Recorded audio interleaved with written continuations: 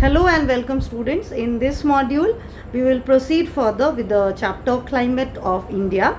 This is the part 4 of the lesson. So here in this, we will learn about the general characteristics of the climate of India. In the previous module, we have already learned about the factors that affect the climate of India specifically. And here in this module, we will learn little more about the climate of India. Let's start. India has a unique location.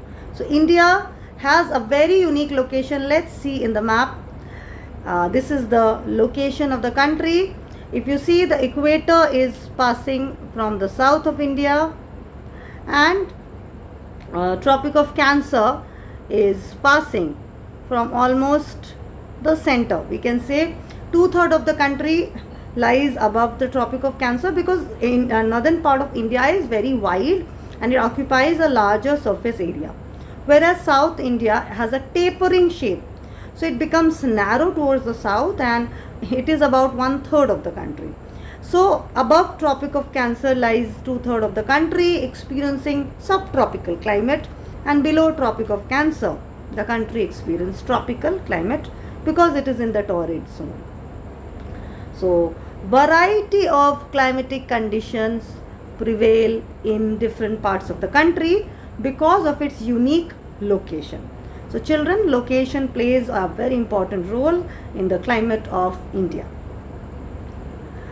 Here if you look at the map, you can see the Tropic of Cancer dividing the country into two halves, where the southern portion experience torrid or tropical climate. It lies in the torrid zone and experiences tropical climate, whereas the northern part experiences subtropical climate. It is in the to the north of the Tropic of Cancer. So the Tropic of Cancer, it passes through the center of the country. Therefore, the northern part lies in the temperate zone and the southern part lies in the tropical zone. Children, we can say warm temperate or subtropical zone. So climatically, the Tropic of Cancer divides the country into two different zones. Let's proceed. Here you can see the climatic map. The yellow region is the subtropical region and the green portion shows the tropical region of the country. Now here children, you look at the map. In the north lies the Himalayas. So here are the Himalayas. We can see the Himalayas, three parallel ranges of Himalayas: Himadri, Himachal and Shivalik. So the Himalayas lies in the north, and the oceans in the east, west and south. So oceans in the east, Bay of Bengal, Arabian Sea in the west and Indian Ocean in the south. So all around, on all the three sides, the country is surrounded by water.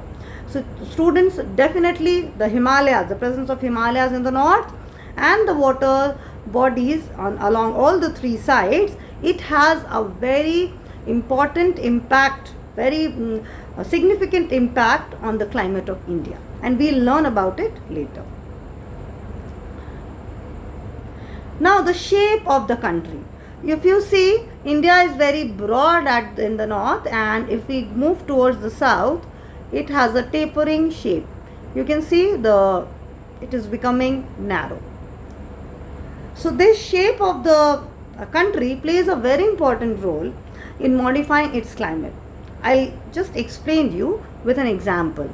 When the southwest monsoon tries to enter the country, because of the shape of the country, this monsoon wind get bifurcated into two branches. One branch start moving over the Bay of Bengal and the other one start moving over the Arabian Sea. So southwest monsoon winds get deviated into two different paths because of the shape of the country. So the shape of the country also plays a very important role again in modifying the climate of the country. So students, let's read it out. The shape of the country is such that it is wide in the north and becomes narrow in the south, and the southern part is a peninsula, and this has an impact on the climate. Therefore, due to the tapering shape of the country, the southern India comes under the influence of the sea, that is land breeze and sea breeze. So this is another example. Southern India becomes narrow, towards the south India becomes narrow. So large part of it comes in the coastal area. Lot of areas are in the near the coast. So if they experience these places, they experience land breeze and sea breeze. Days never become very warm and nights never become very cold. So the temperature is modified. This is called modifying influence of the sea or the oceanic influence. So because of this, South India never gets very high temperature in spite of being very close to the equator. If we see, then 8 degree 4 minute north latitude is the southernmost latitude passing from the country. 8 degree, children, means very close to 0 degree. So this must be very hot. This place, southern India, must be very hot. But you know, South India and North India, it does not have much difference in temperature. Why? Because North India is far from the sea. So it experiences extreme climate, very hot summers and very cold winters. But South India, unexpectedly, we expect it to be very hot, but it, because of the influence of the sea, land breeze and sea breeze, it never becomes very hot. So what I mean here, that we can conclude that North India and South India, they do not have very big difference in temperature because of the shape of the country, which is wide in the north. So they have extreme climate. North India, it is extreme or continental climate. Summers are hot and winters are cold. But in South India, we say it has equable or oceanic or maritime climate, because here they experience oceanic climate, land breeze and sea breeze. So never becomes very hot nor it becomes very cold. So students, we'll learn more about this when we'll learn about the seasons of India. Let's proceed here. Now, because of the shape of the continent, subcontinent, we can't say it's a continent, it's a subcontinent, and the passing of Tropic of Cancer, the country is divided into subtropical and tropical zone. And because of the shape, the South India and North India, they do not have much difference in temperature. Now children, here comes the most important thing that we need to discuss, and we cannot avoid it. That is about monsoon. We need to discuss about monsoon, because if we talk about the climate of India, which is tropical monsoon climate, so the word monsoon is embedded in the climate of when we talk about climate of India. This is because India has both temperate and tropical wet climate, but special feature is monsoon. So from where this word monsoon has come? This is an Arabic word. This has come from an Arabic word which is mausim. From this word, this means that wind that changes its direction with season. Yes children, the monsoon wind changes its direction with season. In summer it blows in a particular direction, and in winter the same wind changes its direction and start blowing from a different direction. So that's why its name is monsoon, and this is the meaning. Monsoon is a seasonal wind which blow from sea to land in one season and from land to sea in the other season. So children, just see, it changes its direction with season. So this is the speciality of monsoon, and it plays a very significant role in the climate of India. So it is known, we are talking here about monsoon, that it is known for its reversal in direction with a change in season. So children, here is a diagram. With the help of this diagram, I will explain you. In summer, when it is summer in Asia, we can say, we will not talk here about Asia, we will talk about India specifically. When it is summer in India, the monsoon winds blow from southwest direction and enter India, and they cause good amount of rainfall.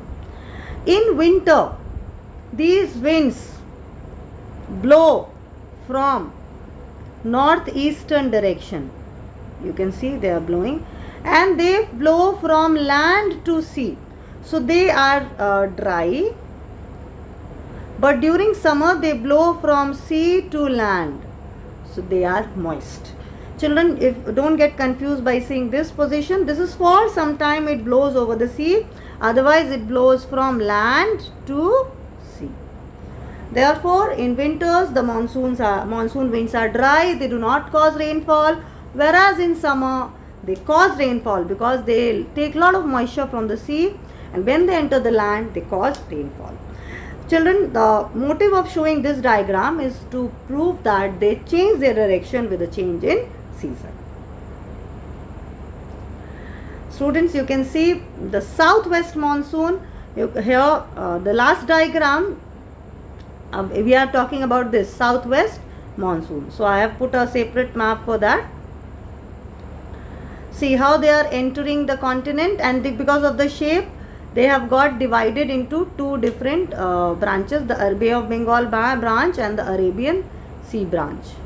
So you can see the movement. Now the next, you can see the condition. This is the southwest monsoon, and this is the northeast monsoon, which blow from land to sea. Children, I have put several diagrams and pictures and maps so that you understand it better. This is the picture showing northeast monsoon, which blows from land to sea. Children can see they take the direction, they start blowing from northeast. So they are named as northeast monsoon. So here you can see the northeast monsoon. So now comes the importance of monsoon. We have discussed so much, and now by now we have understood that monsoon has a very important role because it blows during summer months also, winter months also. So almost for a very long span of a year, monsoon keeps blowing over the continent, over the subcontinent of India. So in spite of this, India possesses the tropical monsoon type of climate. Monsoon gives a climatic unity. Children, as monsoon has an influence over almost every part of the country, so it brings a climatic unity to the country. Therefore, the climate of India is said to be tropical monsoon climate. So children, this can be a question also in your exam, that what is the importance of monsoon in the climate of India. So this will be the answer. It brings a climatic unity because it influences almost every part of the country. That's why the climate of India is also known as tropical monsoon climate. Students, I hope you have understood this. So thank you very much. See you all in the next class.